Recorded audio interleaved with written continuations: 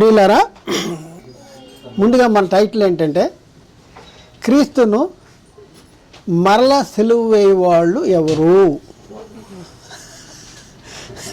క్రీస్తును మరల సిలువ వేసేవాళ్ళు ఎవరు? క్రీస్తును మరల సిలువ వేసేవాళ్ళు ఎవరు? ఒకసారి క్రీస్తును సిలువ వేశారా? ఎవరేశారు? ఆయన తన స్వకీయుల యొద్దకి వచ్చను, ఆయన స్వకీయులు ఆయన్ని అంగీకరింపలేదు. చివరాఖరికి ఏం చేశారంటే సిలువ వేసేశారు. కాబట్టి ప్రియులారా, ఒక సంగతి ఆలోచించుకుందాం. వాస్తవానికి ఈ అంశము మనం పరిశీలన చేసుకుంటానికి చాలా ప్రాముఖ్యం అన్నమాట. ఈ కాలంలో చాలా ప్రాముఖ్యమైనటువంటి సంగతి ఇది. కాబట్టి ప్రియులారా, ఒకసారి ఆలోచించేయండి. ఇప్పుడు యేసుక్రీస్తునందు విశ్వాసం ఉంచాము, విశ్వాసం ఉంచాం. మరి ఏమైనా విశ్వాసం ఉంచాం మనం? క్రైస్తవులు ఏమైనా విశ్వాసం ఉంచారు? యేసుక్రీస్తు ఎవరైనా విశ్వాసం ఉంచారు? యోహాను సువార్త 17:3 అక్కడ ఏముంటుందంటే, అద్వితీయ సత్యదేవుడు అయిన నీవు పంపిన యేసుక్రీస్తును ఎరుగుటయే నిశ్చయం. అద్వితీయ సత్యదేవుడు అయిన నీవును 17:3 అద్వితీయ సత్యదేవుడు అయిన నీవు పంపిన యేసుక్రీస్తును. మరి యేసుక్రీస్తుని ఏమని ఎరగాలి? ఆయన తండ్రి అని ఎరగాల, లేకపోతే ఆయన మరియ కుమారుడు అని ఎరగాల, ఆయన యోసేపు కుమారుడు అని ఎరగాల, ఆయన దావీదు కుమారుడు అని ఎరగాల, లేకపోతే ఆయన దేవుని కుమారుడు అని ఎరగాల? యేసుక్రీస్తుని ఏమని ఎరగాలి? యేసుక్రీస్తు జీవించిన కాలంలోనే వీళ్ళు నన్ను ఏమని నమ్ముతున్నారు? అసలు నేను తండ్రి దగ్గర, దేవుని దగ్గర నుంచి వచ్చానని నమ్ముతున్నారా? నేను దేవుని కుమారుడిని నమ్ముతున్నారా అని నమ్మట్లేదా? ఎందుకంటే యేసుక్రీస్తు మొదటి నుంచి ఏం చెప్తున్నాడు? నువ్వెవరు అంటే, నేను మొదటి నుంచి ఎవరినని చెప్తున్నానో ఆయన్నే నేను అంటున్నాడు. మొదటి నుంచి ఏం చెప్తున్నాడు? నేను దేవుని దగ్గర నుంచి వచ్చా, నేను దేవుని కుమారుడిని, ఇదిగో నా తండ్రి పని చేస్తున్నా, నా తండ్రి పని నెరవేర్చట, దాన్ని తుదముట్టించటే నాకు ఆహారమే ఉంది. మరి నా తండ్రి ఏం చెప్తే అదే చేస్తున్నా, నా తండ్రి క్రియలే నేను జరిగిస్తున్నాను. మీరు నన్ను నమ్మకపోయినా పర్లేదు, కానీ ఇదిగో ఈ క్రియలను బట్టన్నా నన్ను నమ్మండి అనేసి నేను దేవుని కుమారుడిని అని చెప్తున్నాడు. దేవుని కుమారుడిని ఎక్కడైనా సరే యేసుక్రీస్తు నేను మరియ కుమారుడిని అని ఎక్కడని చెప్పాడా? యోసేపు కుమారుడిని అని ఎక్కడని చెప్పాడా? వడ్లవాని కుమారుడిని అని ఆయన ఎప్పుడైనా చెప్పాడా? ఎక్కడ చెప్పలేదు కదా. అయితే ఈయన పరలోకము నుండి తండ్రి పంపగా ఈ లోకానికి వచ్చి మరీ గర్భంలో శరీరాన్ని ధరించుకుని ఈ లోకంలో ప్రవేశించాడు. ఎందుకంటే శరీరం కావాలి కదా ఈ లోకంలో జీవించాలంటే, ఆత్మగా రావటానికి కుదరదు కదా. ఈ శరీరాన్ని ధరించుకోవాలి కనుక మరీ గర్భాన్ని ఉపయోగించుకున్నాడు. మరీ గర్భం ద్వారా శరీరాన్ని తెచ్చుకుని ఈ లోకంలో జీవించాడు. ఈ లోకంలో జీవిస్తున్నటువంటి యేసుక్రీస్తుని వీళ్ళు దేవుని కుమారుడని నమ్ముతున్నారా, ఇంకా మరీ కుమారుడు, యోసేపు కుమారుడు, లేకపోతే వడ్లవాని కుమారుడు అని నమ్ముతున్నారా అనేసి ఆ దినాలలోనే, ఆ రోజుల్లోనే యేసుక్రీస్తు ఎంక్వైరీ చేస్తూ ఉండేవాడు. ఏమనుకుంటున్నారో పాపం వీళ్ళు, నన్ను నిజంగా తండ్రి పంపించాడని నమ్ముతున్నారా, నేను దేవుని కుమారుడని నమ్ముతున్నారా, లేకపోతే ఏమని నమ్ముకుంటున్నారు వీళ్ళు, నన్ను ఏమని నమ్ముతున్నారు అనేసి యేసుక్రీస్తు విచారణ చేసేవాడు. ఒకప్పుడు పరిచయులు కూడి ఉన్నప్పుడు వాళ్ళని అడుగుతున్నాడు. చూడండి, మత్తయి సువార్తలో మత్తయి సువార్త 22:41 నుంచి అక్కడ మనం చూస్తే, ఒకప్పుడు పరిచయులు కూడినగా యేసు వారిని చూచి, క్రీస్తును గురించి మీకేమి తోచుతున్నది, ఆయన ఎవరి కుమారుడని అడిగాను. వారు ఆయన చూడండి ఏమంటున్నారండి, ఎవరిల్లు? పరిచయులండి. ప్రజలకి జ్ఞానాన్ని బోధించేటటువంటి వాళ్ళు వీళ్ళు. ఆ కాలంలో ఈ కాలంలో దేవుని జ్ఞానాన్ని బోధించే వాళ్ళ గురించి చెప్పుకుందాం. ఆ కాలంలో దేవుని జ్ఞానాన్ని బోధించే వాళ్ళ గురించి వాళ్ళు ఏమంటున్నారు, నువ్వు ఎవరు, క్రీస్తుని గురించి మీకేమి తోచుతున్నది, ఆయన ఎవరి కుమారుడు అని అడిగినప్పుడు వారు ఆయన దావీదు కుమారుడని చెప్పిరి. అందుకు ఆయన అలాగైతే నేను నీ శత్రువులను నీ పాదములకు పాదపీఠముగా ఉంచు వరకు నీవు నా కుడి పార్శ్వమున కూర్చుండమని ప్రభు నా ప్రభుతో చెప్పనని దావీదు ఎందుకు ఆయనను ప్రభు అని చెప్తున్నాడు? దావీదు ఆయనను ఆత్మ వల్ల ప్రభు అని ఎలా చెప్తున్నాడు? దావీదే ప్రభు అని అంటే క్రీస్తుని మరి దావీదు కుమారుడు ఎలా అవుతాడు అనేసి అక్కడ అడిగాడండి. చూడండి, అంటే ఆయన వీళ్ళు ఏమనుకుంటున్నారో కనుక్కోవాలి, తెలుసుకోవాలి. ఎందుకంటే అనవసరంగా వీళ్ళు నిత్య జీవానికి అపాత్రులు అయిపోతారు. నేను ఎవరినో లేకపోతే నేను ఎవరినో లేకపోతే వీళ్ళు నేను వచ్చి చేసిన దానికి కూడా వీళ్ళు ఆ ప్రతిఫలాన్ని వీళ్ళు పొందలేరు అనేసి యేసుక్రీస్తు అడుగుతూ ఉండేవాడు. అందుకనే ఒకసారి యేసుక్రీస్తు పేతురుని అడుగుతాడు. పేతురుని మత్తయి సువార్తలో 16:13 చదువుదాం. యేసు చూడండి, యేసుక్రీస్తు ఫిలిప్పుదైన కైసరు ప్రాంతానికి వచ్చి మనిషి కుమారుడు ఎవడని జనులు చెప్పుకొనుతున్నారని తన శిష్యులను అడగగా వారు కొందరు బాప్తిజమిచ్చి యోహానని, కొందరు ఏలియా అని, కొందరు ఇర్మియా అని, లేక ప్రవక్తలలో ఒకడని చెప్పుకొనుతున్నారు అని అనిరి. అందుకు ఆయన మీరైతే నేను ఎవడనని చెప్పుకొనుతున్నారు అని వాడిని అడిగాడు. అప్పుడు పేతురు అంటున్నాడు, చాలండి, నీవు సజీవుడవు దేవుని కుమారుడైన క్రీస్తు. యేసుక్రీస్తు ఏమని అడుగుతున్నాడు? ప్రజలు ఏమనుకుంటున్నారు? అయితే నువ్వైతే ఏమనుకుంటున్నావు?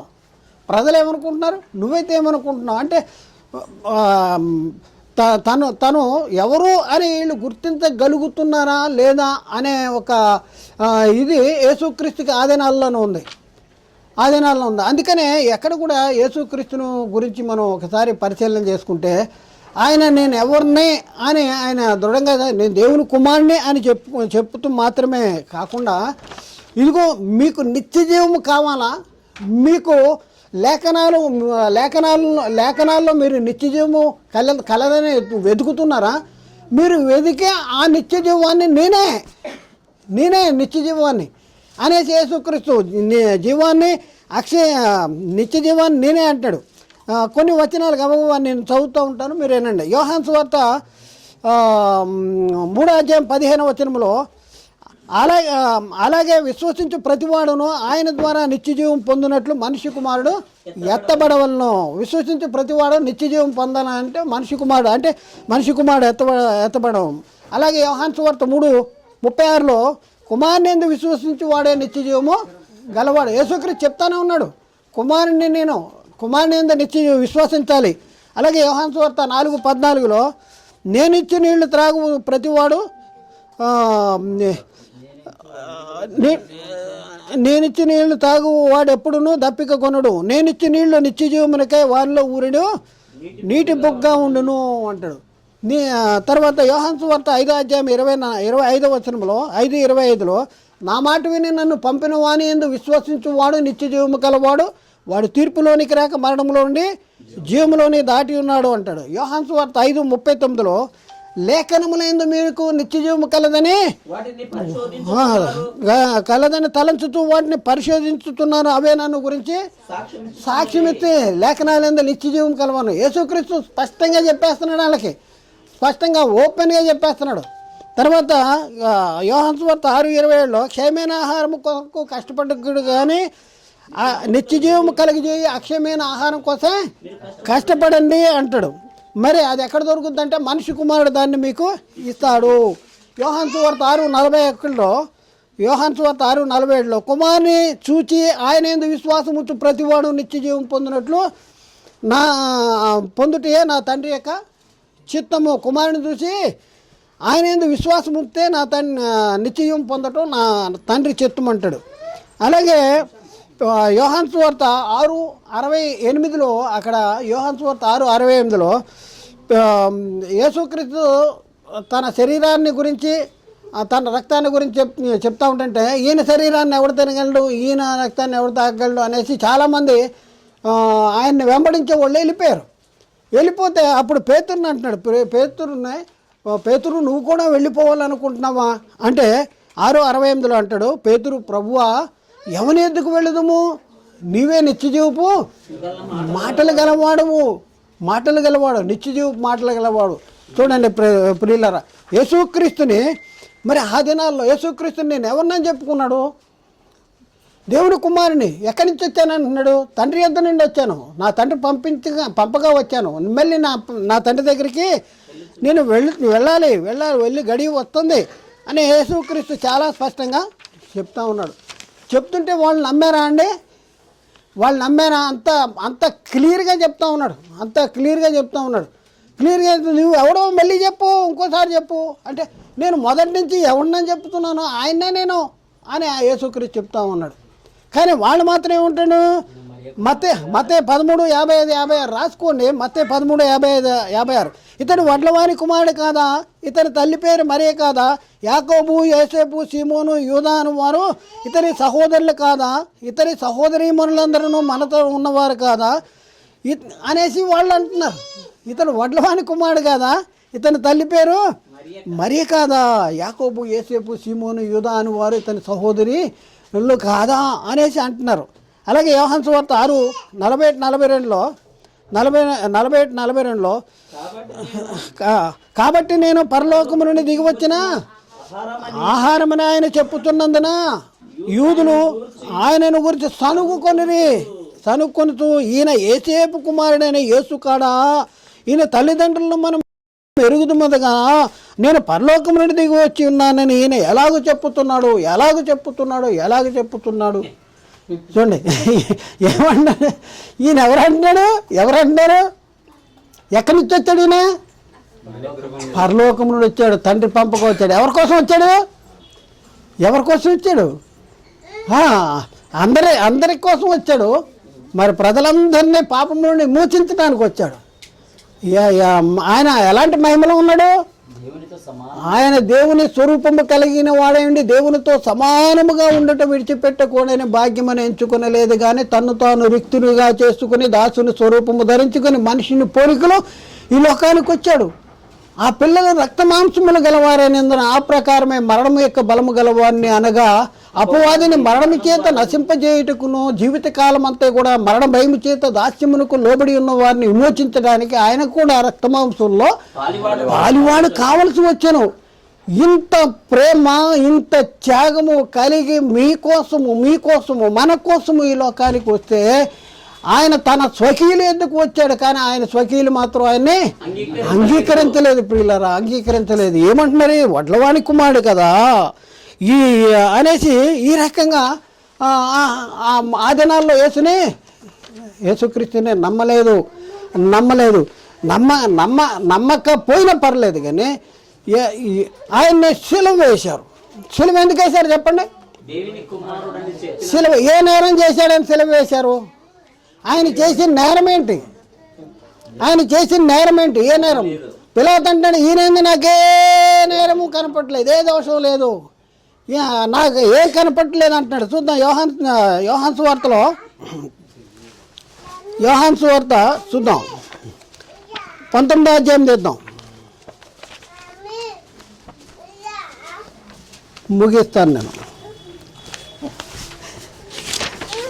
యోహాను సువార్త 19వ అధ్యాయంలో 6వ వచనం. ప్రధాన యాజకులను బంట్రోతులను ఆయనను చూచి సిలువ వేయము అని కేకలు వేయగా పిలాతు ఆయన యందు ఏ దోషము నాకు కనబడలేదు. ఆయన యందు నాకు ఏ దోషం కనపడలేదు అంటున్నాడు పిలాతు. కానీ వీళ్ళు ఏమంటున్నారు? ఎవరంటే వీళ్ళు? ఎవరు వీళ్ళు? ఆయన ఎవరిలో పుట్టాడు? వీరు ఇశ్రాయేలీలు, దత్తపుత్రత్వము, మహిమ, ప్రధానములు, అర్చనారాధులు వీరివి, వాగ్దానములు వీరివి. శరీరాన్ని బట్టి క్రీస్తు వీరిలో పుట్టాను. ఆయన తన స్వకీయులు ఎందుకు వచ్చాడు? ఆయన స్వకీయులే ఆయన అంగీకరించలేదు. నువ్వు దేవుని కుమారుడువా? చూడండి, యేసు నేను దేవుని కుమారుడిని, తండ్రి నన్ను పంపించాడు, తండ్రి దగ్గర నుంచి వచ్చాను, నేనే నిత్య జీవాన్ని. ఇదిగో మీకు నేనే యేసుక్రీస్తు అంటాడు, జీవమును పునరుద్ధానము నేనే అన్నాడు. యేసుక్రీస్తు అంటాడు తర్వాత నేనే మార్గము సత్యము జీవము అని చెప్తున్నాడు. మార్గము సత్యము నా ద్వారా తప్పేవాడు తండ్రి దగ్గరికి రాలేడు అని చెప్తా ఉన్నాడు. చెప్తా ఉంటుంటే వీళ్ళు ఉన్నారు మరీ కుమారుడు ఏసేపు వడ్లవాని కుమారుడు అనేసి ఆ రోజుల్లో యేసుని ఒప్పుకున్నారండి. పరలోకం నుండి ఎంత త్యాగం చేసి ఈ లోకానికి వచ్చి యేసుని ఒప్పుకున్నారంటే ఆ రోజుల్లో ఒప్పుకోలేదండి. ఒప్పుకోక ఏం చేశారండి పాపం,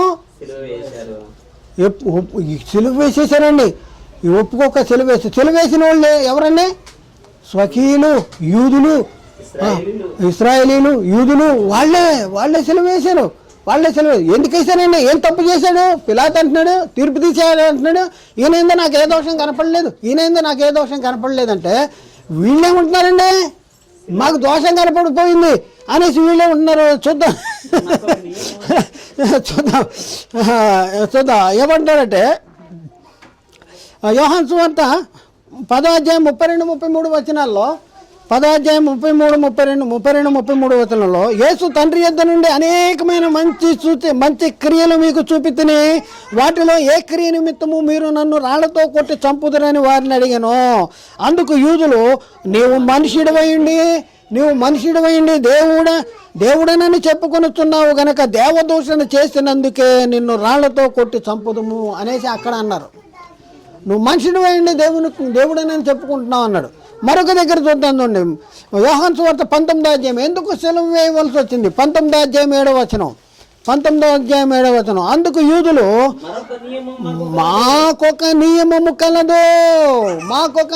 కలదు. ఏంటా నియమము? తాను దేవుని కుమారుడనని ఇతడు చెప్పుకొనెను గనక ఆ నియమము చొప్పున ఇతడు చావవలసి ఉన్నది. చూడండి, ఎవరినని చెప్పుకోవాలి? యేసుక్రీస్తు. ఎవరు ఆయన? దేవుని కుమారుడా, మరీ కుమారుడా? మరి నుండి విడిపోయిందేంటి? మరి నుండి ఏం తెచ్చుకున్నాడు? ఒకవేళ మరీ కుమారుడు అంటే మరీ కంటే ముందు యేసుక్రీస్తు లేనా? ఆయన జగత్తు పునాది వేయబడక మునిపే ఉన్నాడు. ఆయన ఎప్పుడు నియమించబడ్డాడు? ఆయన జగత్తు పునాది వేయబడక మునిపే నియమించబడ్డాడు. ఎవరు మృతుల్లో ఉండి లేచటం వలన తాను దేవుని కుమారుడుగా నిరూపించుకున్నాడు. అయితే గమనించవలసిన విషయం ఏంటంటే, నేను దేవుని దగ్గర నుంచి వచ్చా, తండ్రి దగ్గర నుంచి వచ్చా, నేను దేవుని కుమారుని దేవుడు పంపించాడు, మీకు ఏదైతే నిశ్చయము కలదని మీరు లేఖనాలు చూస్తున్నారో ఆ లేఖనాలు ఎవరి గురించి చెప్తున్నాడు? నన్ను గురించే చెప్తున్నాయి అనేసి యేసుక్రీస్తు చెప్తుంటే యూదులండి, దేవుని ప్రజలని చెప్పుకునేవాళ్ళు, ధర్మశాస్త్రం మాకు ఉందని చెప్పుకునేవాళ్ళు అండి. వాళ్ళు ఏం చేసి సెలవు వేసేయండి అన్నారు. ఎందుకే సెలవు వేయాలంటే మాకొక నియమం కలదు.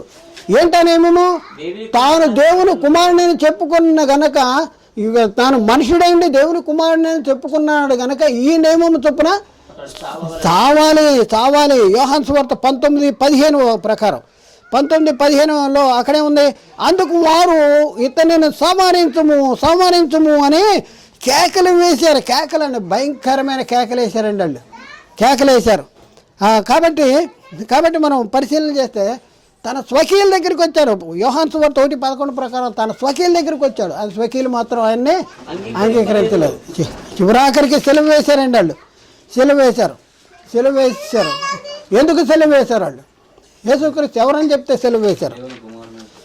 ఇప్పుడున్న పరిస్థితుల్లో ప్రియులారా, యేసుక్రీస్తు మరీ కుమారుడు కాదు, యేసుక్రీస్తు దేవుని కుమారుడు అంటే మనల్ని సెలవు వేస్తున్నారు. అంత మాత్రమే కాదు కానీ యేసుక్రీస్తుని అలా వాళ్ళు ఆ క్రియలు జరిగిస్తా యేసుక్రీస్తుని మరల సెలవు వేసే పరిస్థితి ఉంది. వాళ్ళు సెలవు వేసేది ఒకటి ఉంటే క్రీస్తుని మరల సెలవు వేసే పరిస్థితి ఇంకొకటి ఉంది. యేసుక్రీస్తు ఎవరని చెప్పాలండి? ఇప్పుడు మరీ కుమారుడు అని చెప్పాలా? మనం ఎవరైనా నమ్మాలి యేసుక్రీస్తుని? యోహాన్ రోమపత్రిక 1:5 ప్రకారం ఆయన మృతుల్లో నుండి తిరిగి లేచడం వల్ల దేవుని కుమారుడుగా నిరూపించుకున్నాడు. పౌలు చెప్తా ఉన్నాడు, మేము క్రీస్తుని శరీరీతిగా ఎరిగి ఉండేనను, ఇక మీదట ఆయన అలాగో ఎరగము అంటాడు. ఎందుకంటే శరీరీతిగా లేడు, మరీ నుంచి తెచ్చుకున్న శరీరం మైన శరీరంగా మారిపోయింది. ఇంకా దేవుని కుమారుడుగా నిరూపించుకున్నాడు. ఇప్పుడున్న పరిస్థితుల్లో యేసు దేవుని కుమారుడు అని అంటే లే మరి కుమారుడు లే యేసు కుమారుడు అని అంటున్నారా లేదా? అంటున్నారా? నువ్వు చెప్పారా? నీకు చెప్పారు. ఎలా తెలుస్తుంది? పండు ఇది మంచిదా కాదా అని ఎలా తెలుస్తుంది? దాని ఫలాలను బట్టి తెలుస్తుంది. ఇది తోడేలా గొర్రె పిల్ల అంటే ఎలా తెలుస్తుంది? క్రియలను బట్టి తెలుస్తుంది. గొర్రె చర్మం కప్పుకున్న తోడేలు ఉంది అక్కడ. ఇది తోడేలా గొర్రె అని మనకెలా తెలుస్తుంది అంటే దాని క్రియలను బట్టి తెలుస్తుంది. మరి వీళ్ళు యేసుని దేవుని కుమారుడని నమ్ముతున్నారా, మరి కుమారుడని నమ్ముతున్నారా? ప్రపంచంలో ఉన్నటువంటి వాళ్ళు 90% కంటే ఎక్కువ ప్రపంచం, నేను ఒక దగ్గర ప్రపంచంలో మేమే దేవుని కుమారులు, మాకే పరలోకం, మేము తప్పేవాడు పరలోకం వెళ్ళడం అనేసి అనుకుంటున్నటువంటి క్రైస్తవులు అనబడుతున్న వాళ్ళు యేసుక్రీస్తుని, ఎక్కువ మంది యేసుక్రీస్తుని మరీ కుమారుడు నమ్ముతున్నారా, దేవుని కుమారుడు నమ్ముతున్నారా? మరీ కుమారుడు నమ్ముతూ ప్రపంచానికి యేసుక్రీస్తు మరీ కుమారుడు అని చెప్తున్నారు. అంతే కదా, మన క్రియలను బట్టి మరీ కుమారుడు అని చెప్తున్నాం. ఇప్పుడు మరీ కుమారుడు అని, ఇప్పుడు మనం ఎవరు కుమారుడు అని చెప్పాలి? దేవుని కుమారుడు అని చెప్పవలసిన పరిస్థితి. ఎందుకంటే ఇప్పుడున్న పరిస్థితుల్లో చూడండి, యేసుక్రీస్తులు ఏముంది, ముగిస్తాను. యేసుక్రీస్తులు ఏముంది ఒకసారి మనం పరిశీలన చేస్తే, యేసుక్రీస్తు గురించి యేసుక్రీస్తు మృతి పొంది తిరిగి లేచి పరలోకానికి వెళ్ళిపోయిన తర్వాత పరలోకం నుండి పొందబడిన పరిశుద్ధాత్మను పొందుకున్నటువంటి అపోస్తులైన పేతురు అంటాడు, మీరు జీవాధిపతిని చంపారు, మీరు మామూలు చంపలా, మీరు ఎవరిని చంపారు? జీవాధిపతిని చంపారు. కానీ దేవుడు ఆయన మృతుల్లోని లేపాడు అనేసి, మరి ఎవరి వలన రక్షణ లేదే? మీరే సెలవేశారు కదా, మీరైనా సెలవేసింది. మీరు ఎవరి వలన మీకు రక్షణ, ఏ నామమున రక్షణ పొందాలి? మీరు జీవాధిపతిని చంపారు అనేసి, ఈయన జీవాధిపతి, ఈయన ద్వారానే మీకు రక్షణ అని చెప్పినటువంటి దాఖలాలు బైబిల్లో ఉన్నాయి. కాబట్టి ఆ నిత్యజీవాన్ని, ఈ నిత్యజీవం అనేది మనకు వాగ్దానం చేయబడింది. నిత్యజీవం అనేది వాగ్దానము చేశాడు, అనాది కాలంలోనే వాగ్దానం చేశాడు. ఎఫెసీ పత్రిక 1:4-6 ప్రకారం యేసుక్రీస్తులో మనల్ని రక్షించుకోవాలని దేవుడు సంకల్పించాడు. దాని గురించి తీతు 1:3 అక్కడ చెప్తా ఉన్నాడు. ఆ నిత్య జీవమును అబద్ధమాడనేనని దేవుడు అనాది కాలంలోనే వాగ్దానం చేశాడు. ఎవరిని గురించి? నిత్య జీవాన్ని గురించి. ఎవరో నిత్య జీవము? యేసుక్రీస్తు. అందుకనే మొదటి ఆనపత్రిక 1:2 మొదటి ఆనపత్రిక 1:2 ఆ జీవము ప్రత్యక్షమాయను, తండ్రి యొద్ద నుండి మాకు ప్రత్యక్షమైన ఆ నిత్య జీవమును మేము చూచి ఆ జీవమును గురించి సాక్ష్యం ఇచ్చుతున్నాము, దానిని మీకు తెలియపరుస్తున్నాము. ఆ నిత్య జీవము ప్రత్యక్షమాయను, తండ్రి యొద్ద నుండి మాకు ప్రత్యక్షమైన ఆ నిత్య జీవమును గురించి మీకు తెలియపరుస్తున్నాము. ఎవరు నిత్య జీవము? ఎవరు? యేసుక్రీస్తు. ఎవరని నమ్మితే నీకు నిత్య జీవం వస్తుంది. యేసుక్రీస్తు ఎవరని నమ్మాలి? ఇప్పుడు దేవుని కుమారుడని నమ్మితే ఈ స్టార్లు ఏంటి? దేవుని కుమారుడని నమ్మితే ఈ పశువుల తొట్టేంటి? పశువుల పాకేంటి? ఇప్పుడు ఈ చెట్లేంటి? ఈ చెట్లేంటి? ఎవరి కుమారుడని నమ్ముతున్నావు? దేవుని కుమారుడని నమ్మితే ఇవన్నీ ఏంటి? ఈ పండగలేంటి? ఈ పబ్బాలేంటి? ఎవరి కుమారుడని పండగ చేస్తున్నావు? దేవుని కుమారుడని పండగ చేస్తే దేవుడు ఎప్పుడు వాడు? యేసుక్రీస్తు ఎప్పుడు వాడు? జగత్తుకి పునాది వేయబడక మునిపే ఈ లోకానికి వచ్చాడు. మరీ గర్భం ద్వారా ఈ లోకానికి వచ్చాడు. మరీ గర్భాన్ని కేవలము ఉపయోగించుకున్నాడు. చూడండి, ఒక గొప్ప రాజు లేకపోతే ఒక అధిపతి ఎవరన్నా గబగబా మన దగ్గరికి, మన ఇంటికి ఎవరన్నా వచ్చారనుకోండి, పెద్ద ఆయన ఆఫీసర్, పెద్ద ఆఫీసర్, నాకు ఉద్యోగం ఇచ్చిన ఆఫీసర్ వచ్చాడు. గబగబా నేనేం చేస్తాను? ఆయనకి ఏం చేయాలి? ఆయన సన్మానించాలంటే ఆయన పెద్ద కారు వేసుకొచ్చాడండి. దండలో కొన్నాం. దండలో కొంటే గబగబా తీసుకెళ్ళిపోయి ఆ కారుకి వేసేస్తామా? చెప్పండి, కారు ఎవరికి వేస్తాం? కారుకి వేస్తామా? అర్థమైందా? అదే ఇప్పుడు మరీ కుమారుడు అని అంటే మరియను ఉపయోగించుకున్నాడండి. మరియను ఒక వాహనం కింద, ఒక ద్వారం కింద, లేకపోతే ఆయన ఈ లోకానికి రావడానికి ఒక ద్వారంగా ఉంది ఆమె ఉపయోగించుకున్నాడు. ఇప్పుడు మరీనే ఎత్తిపెట్టి చూపించడం, లేకపోతే మరీ కన్నదాన్ని చెప్పడం, ఆయన మరీ కుమారుడు అని చెప్పడం, ఆయన ఇంకా శరీరతని గుర్తించడం అనేది ఎంతవరకు భావ్యమో ఒకసారి ఆలోచించండి. ఇప్పుడున్న పరిస్థితుల్లో మనము యేసుక్రీస్తుని ఎవరి కుమారుడని నమ్మాలి, ఎవరి కుమారుడని నమ్మాలి. 1 యోహాను 2:25 నిత్య జీవమును అనుగ్రహించున్నది దేవుడు తానే మనకి చేసిన వాగ్దానము నిత్య జీవము దయచేస్తానని దేవుడు తానే మనకు చేసిన వాగ్దానము.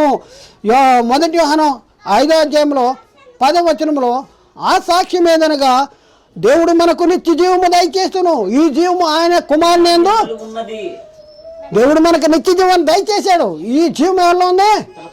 తన కుమారుని యందు ఉంది. ఇప్పుడు మనం యేసుక్రీస్తుని మరీ కుమారుడు అని నమ్మితే ఆ జీవం మనకు వస్తుందా? మనం పొందుకుంటామా? నో. ఏమైపోతాను? ఏమి నువ్వు ఎంతమందిని బట్కాయిస్తున్నావు? నీ కడుపు కోసం, జానుడి కడుపు కోసం ఎంతమందిని బట్కాయిస్తున్నావు? చూడండి, వారి కడిపే వారి దేవుడు.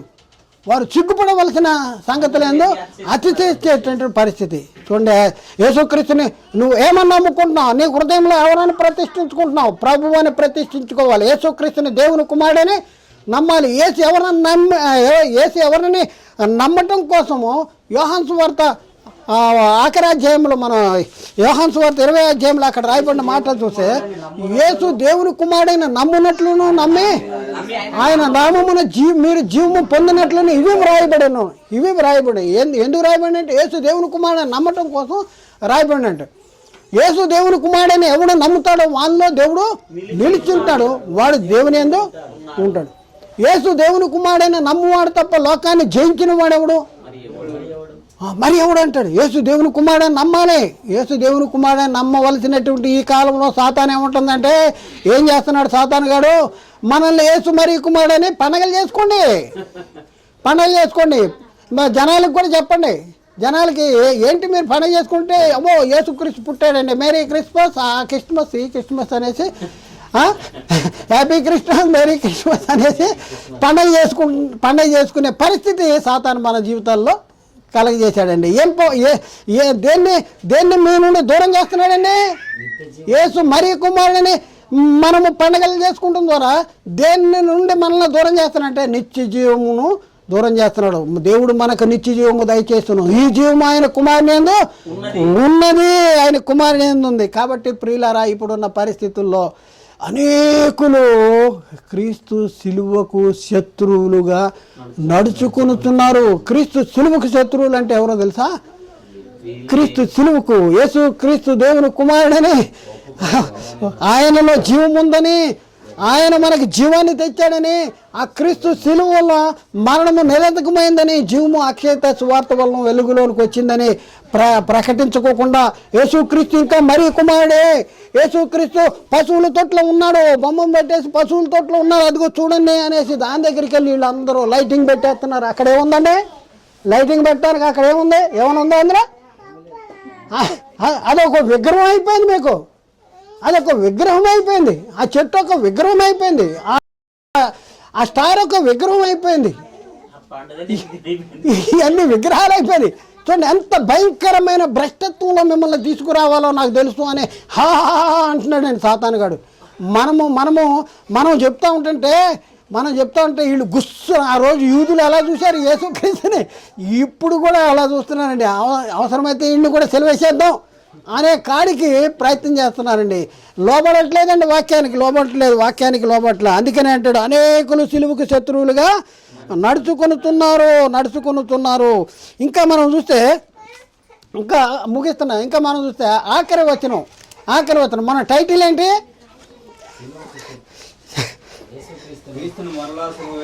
మరల సిలువ వేయి వాళ్ళు ఎవరు? చూద్దాం. చూడండి, ఎబ్రీ పత్రికలో 6వ అధ్యాయము 4-6 వచనాలు. ఎబ్రీ పత్రిక 6వ అధ్యాయము 4-6 వచనాలు. ఒకసారి వెలిగించబడి పరలోక సంబంధమైన వరములు రుచి చూచి దేవుని దివ్య వాక్యమును రాబోయే యుగ సంబంధమైన శక్తుల ప్రభావమును అనుభవించిన తర్వాత తప్పిపోయిన వారు. ఎవరికి తప్పిపోయిన వారు? ఎవరు తప్పిపోయిన వాళ్ళు? తప్పారు. ఇప్పుడు ఏమని నమ్మాలి? ఏసు ఎవరి కుమారుడే మనం నమ్మాలి? యేసు దేవుని కుమారుడని నమ్మాలి. యేసు దేవుని కుమారుడని ఒప్పుకుని బాప్తిజం తీసుకోవాలి. బాప్తిజం తీసుకునేటప్పుడు యేసుక్రీస్తు దేవుని కుమారుడని, యేసుక్రీస్తు ప్రభువని, యేసుక్రీస్తు రక్షకుడని, యేసుక్రీస్తుని దేవుడు పంపించాడని, యేసుక్రీస్తు సెలవులో కార్చిన రక్తదారుల నా పాపాలు క్షమించబడినాయని నమ్మి, యేసుక్రీస్తుని దేవుని కుమారుడని నమ్మి బాప్తిజం తీసుకోవాలి. మారు మనసు పొంది పాప క్షమాపణ ఉంది యేసుక్రీస్తు నామంలో బాప్తిజం తీసుకోవాలి. మరి అలా తీసుకున్నటువంటి, అంటే మేము బాప్తిజం తీసుకున్నాం అని చెప్పేటటువంటి వాళ్ళు గురించి మనం చూస్తే ఇక్కడ ఏమంటున్నాడు? ఒకసారి వెలిగించబడి దేవుని దివ్య వాక్యమును రాబోయే సంబంధమైన శక్తుల ప్రభావమును అనుభవించిన తర్వాత తప్పిపోయిన వాళ్ళు తమ విషయంలో దేవుని కుమార్ని మరల సిలువేస్తూ బాహాటముగా ఆయన్ని అవమానపరుస్తున్నారు కనుక మారు మనసు పొందినట్లు అట్టి వారిని మరల నూతనపరచుట అసాధ్యము అంటాడు. అట్టి వారిని ఇప్పుడు ఎవరినైనా కెలకండి వాళ్ళని మారుతారు వాళ్ళు? మారరు. మాకు పండగలు, మా సందడి ఉండాలి. సందడి అక్కడ కూడా ఉంటుంది, అక్కడ కూడా సందడి ఉంటుంది. అరుపులు పెడబొబ్బులు అక్కడ ఉంటాయి. అర్థమైందా? ఇక్కడ సందడి కావాలనుకున్న వాళ్ళు అక్కడ సందడి. కాబట్టి ప్రియులారా ఆలోచించండి. యేసుక్రీస్తుని గురించి మీకేమి తోచుతున్నది? ఆయన ఎవరు? అందుకనే యేసుక్రీస్తు అసలు వీళ్ళు తెలుసుకోవాలి, నేను ఎవరినో తెలుసుకోవాలి, నేను ఎవరిని అనుకుంటున్నారో, అయ్యో పాపం. అప్పుడు ఆయన ఎంత ఆయనలో ఇదేయడం. అందుకనే అంటాడు, నేను ఎవరిని అనుకుంటున్నాను పేతురు అంటే ఈయనమే అంటాడు, బాప్తిజం యోహాన్ అంటాడు, ఏలియా అంటాడు, లేకపోతే ప్రవక్తల్లో ఒకడైనా అంటాడు.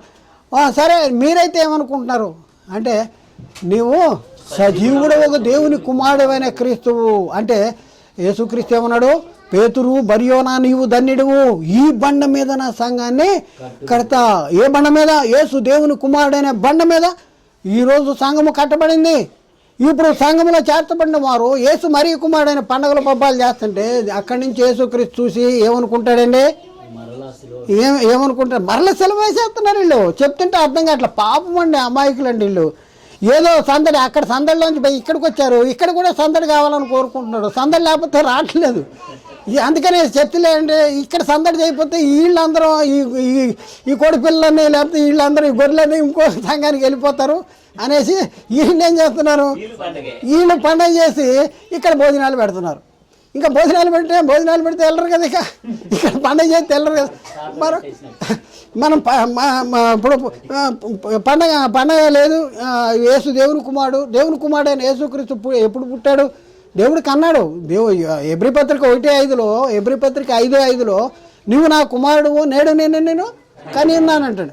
అలాగే యేసుక్రీస్తు బాప్తిజం తీసుకునే సమయంలో ఈయనే నా ప్రియ కుమారుడు, ఈయనేందు నేను ఆనందిస్తున్నాను అన్నాడు. అలాగే యేసుక్రీస్తు ఏం చెప్పాడు?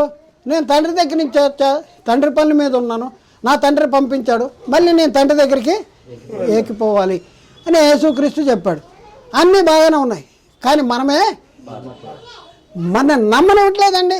మన పండగ లేకపోతే అసలు మనకి ఏదో వెలితి అస్సలు మనకి ఎంత నీ క్రైస్తవుడు కాదేమో అనేసి ఒక భ్రమ మనకు వచ్చేస్తుంది.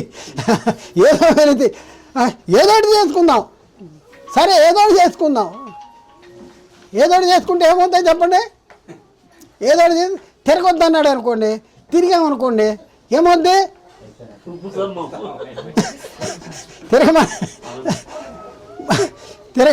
ఇప్పుడు తిరగకుండా వెళ్ళిపోమన్నాడా? కొండ దగ్గర పారిపోమన్నారా? పారిపోమంటే అక్కడ ఏం వదిలిపెట్టిందో అమ్మగారు వెనక తిరిగింది. ఉప్పు స్తంభం అయింది. ఎవరామే? లోతు భార్య. అయితే ఇప్పుడున్న పరిస్థితుల్లో ఒకసారి ఎవరైనా నమ్ముతున్నావు, ముగిచ్చేస్తున్నావు, ఎవరైనా నమ్ముతున్నావు? యేసుక్రీస్తునే నీ మనసులో కూడా తీసేయాలి. మరీ కుమారుడు అని తీసేయాలి. మరీ కుమారుడు అనేది ఆయనకి పండగ చేయాలి అనేది తీసేయాలి. తీసేయకపోతే నువ్వు మళ్ళీ సిలవేసినట్టు. యూదులు మరి ఆయన్ని సిలవేశారా లేదా? ఎందుకు వేశారు? దేవుని కుమారుని అంటే ఏమంటే దేవుని కుమారుడు కాదా అంటే యేసుక్రీస్తు ఏమంటాండి? నువ్వు మనుషుడు అయ్యండి దేవుని కుమారుడు అని చెప్పుకుంటున్నావు అంటే తండ్రి ప్రతిష్ఠ చేసి ఈ లోకంలోనికి పంపిన వానితో నువ్వు దేవదూషణ చేయిస్తున్నావని చెప్పుదువా? దేవుని వాక్యం ఎవరికి వచ్చినా వారే దైవములని నేను చెప్పిన ఎడలా మీ దేవదూషణ చేయిస్తున్నాను. తండ్రి ప్రతిష్ఠ చేసి ఈ లోకంలోనికి పంపిన వానితో దేవదూషణ చేయిస్తున్నావు అని చెప్పుదురా అంటున్నాడు. చెప్పుదురా అని అంటాడు. దేవుని వాక్యం ఎవరికి వస్తే వారే దైవాలు. ఇప్పుడు మీ దగ్గరికి వచ్చింది ఆ దేవుని వాక్యం. మీరు వాక్యాన్ని అనుసరించి జీవిస్తున్నారా? మీలో వాక్యం ఉందా? మీరు మీరు మీ తండ్రి యొక్క దేవుని కుమారులు. మీలో వాక్యం లేకపోతే మీరు మీ తండ్రి యొక్క అపవాద సంబంధాలు. యోహాను సువార్త 8:44 నుంచి అక్కడ యేసుక్రీస్తు చెప్తున్నాడు, మీలో నా వాక్యముకు చోటు లేదు కదా. మీరు నా మాట విననేరకుండుట వల్లనే కదా మీరు మీ తండ్రి యొక్క అపవాది సంబంధం. దేవుని వాక్యం మనలో వచ్చిందా? మీరు కూడా దేవుళ్ళే. అలా అని తండ్రి కాదు, కుమారుడైనా దేవుళ్ళు. మనం దేవుళ్ళు. దేవుడు తన కుమారులుగా అంటే కుమారుడైన దేవుళ్ళుగా ఉండాలని జగత్తు పునాది వేయక మునుపు సంకల్పించి క్రీస్తును నియమించి ఈ లోకానికి పంపించి క్రీస్తు రక్తములో మనకు పాపాల క్షమాపణ జరిగించి తన సొంత కుమారులుగా మన కుమారులుగా మనల్ని తీర్చిదిద్దాలని ప్రయత్నం చేస్తే సాతాను అంటున్నాడు, దేవుని మాట వింటావా? నువ్వు మరీ కుమారుడైన పండుగ చేసుకోవా? పండుగలు చేయరండి మీరు. మీకు పండుగలు లేవా? పక్క వాళ్ళు అడుగుతూ ఉంటారు. అడుగుతారా? మా సప్పగా ఉంది. వాళ్ళు చూస్తూ ఉంటారు, ఏంటి ఏం కంగారు చేయట్లేదు, కస్టమర్స్ వచ్చింది అది చూస్తూ ఉంటారు. చూడండి, వాళ్ళ కోసం మనం చేసామనుకోండి మనం సెలవు వేసినట్టు అయిపోద్ది యేసుక్రీస్తుని. కాబట్టి ప్రియులారా ఒక్కసారి ఆలోచించేయండి. ఒక్కసారి ఆలోచన చేసి ఇప్పుడు మనం ఏ కాలంలో ఉన్నాం? యేసుక్రీస్తు మరీ కుమారుడని నమ్మే కాలంలో ఉన్నామా? యేసుక్రీస్తు దేవుని కుమారుడని నమ్మే కాలంలో ఉన్నామా? అయితే ఇప్పుడున్న పరిస్థితుల్లో మృతుల్లోని తిరిగి లేచిన యేసుక్రీస్తు దేవుని కుమారుడు నిరూపించుకున్నాడు. యేసుక్రీస్తు మళ్ళీ రెండోసారి రాబోతున్నాడు. ఆయన విశ్వాసం ఉంచి వారిని మళ్ళీ తిరిగి వెళ్ళేటటువంటి పరిస్థితి తీసుకువెళ్ళటానికి రాబోతున్నాడు. ఎవరిని తీసుకెళ్తాడు? యేసు దేవుని కుమారుడు అనే నమ్మే వాళ్ళే తీసుకెళ్తాడు. యేసు మరీ కుమారుడు అంటే వాళ్ళకి నిత్య జీవము లేదు. ఎందుకంటే దేవుడు మనకు నిత్య జీవము దయచేసిన ఆ జీవము ఆయన కుమారుని యందు ఉందంటాడు. దేవుని కుమారుని యందు విశ్వాసం ఉంచువాడు తనలో తానే ఈ సాక్ష్యం కలిగి ఉన్నాడు. ఇట్లా మనం చూస్తే మరి మనం యేసుక్రీస్తుని ఎవరు కుమారుడని నమ్మాలి? మనసులో కూడా తీసేయాలండి. మరీ కుమారుడు అనే మాట మనసులో తీసేయాలి. మరీ కుమారుడు కాకపోతే ఎలా వచ్చాడు అంటే వచ్చిన కారుకి దండై నువ్వు వచ్చిన కారు దండే. మరి చూడండి ఎంత అజ్ఞానపు మాటలండి. ఎంత మరీకి పుట్టలేదా అంటే మరీకి పుట్టిందే, మరీ నుండి విడిపోయిందేంటి శరీరం. ఏమన్నాడు దేవదూత కన్య మరణి నేను పురుషుని ఎరగనదాననే ఇది నాకు ఎలాగ సాధ్యము అంటే అప్పుడు దూత అంటాడు, పరిశుద్ధాత్మ నీ మీద కమ్మును, సర్వోన్నతిని శక్తి నిన్ను కమ్ముకొను, కాబట్టి పుట్టబో శిశువు దేవుని కుమారుడు అనబడును అంటాడు. పుట్టబో శిశువు ఎవరు కుమారుడు? సర్వోన్నత శక్తి కమ్మినప్పుడు ఏం జరిగింది? ఆ వాక్యము శరీరాన్ని ధరించుకుంటానికి మరీ గర్భంలోనికి ప్రవేశిస్తే కన్య మరీ కేవలము శరీరాన్ని మాత్రమే ఇచ్చింది. అంటే మరీ కన్నది అంటే మరీ నుండి విడిపోయింది ఏంటంటే శరీరము. దేవుడు కన్నాడు అంటే దేవుని నుండి విడిపోయింది ఆత్మ. కాబట్టి యేసుక్రీస్తు దేవుని కుమారుడు మరీ గర్భంలోనికి వచ్చి మరీ నుండి శరీరాన్ని తెచ్చుకున్నాడు కనుక శరీరం ఆ మరీ గర్భం నుండి వచ్చిన ఆ శరీరము ఉన్నంత కాలము ఆయన మరీ కుమారుడిగా ఎంత పడ్డాడు? దావీదు కుమారుడిగా ఎంత పడ్డాడు? యోసేపు కుమారుడిగా ఎంత పడ్డాడు? ఆ శరీరం ఎప్పుడైతే మార్పు చెందిందో ఆ తర్వాత నుంచి మహిమ శరీరం వచ్చేసింది. ఆయన దేవుని కుమారుడిగా పరిశుద్ధమైన ఆత్మను బట్టి దేవుని కుమారుడిగా నిరూపించబడ్డాడు. ఇప్పుడు మనం ఏ కాలంలో ఉన్నాం? ఒక్కసారి ఆలోచించండి. నువ్వు పరలోకానికి వెళ్ళకూడదు. ఎలా వెళ్తావు? నేను చూస్తాను అంటాడు సాధారణ. నువ్వు ఎలా వెళ్తావు? పండుగ చేయి అంటాడు. అక్కడ చేసావు కదా, ఐగుప్తులో లొల్లి చేసుకుని వచ్చావు కదా, మరి ఇక్కడ కూడా లొల్లి చేయి. బంగారం తీయండి బొమ్మ చేయండి, తిరగండి చుట్టూ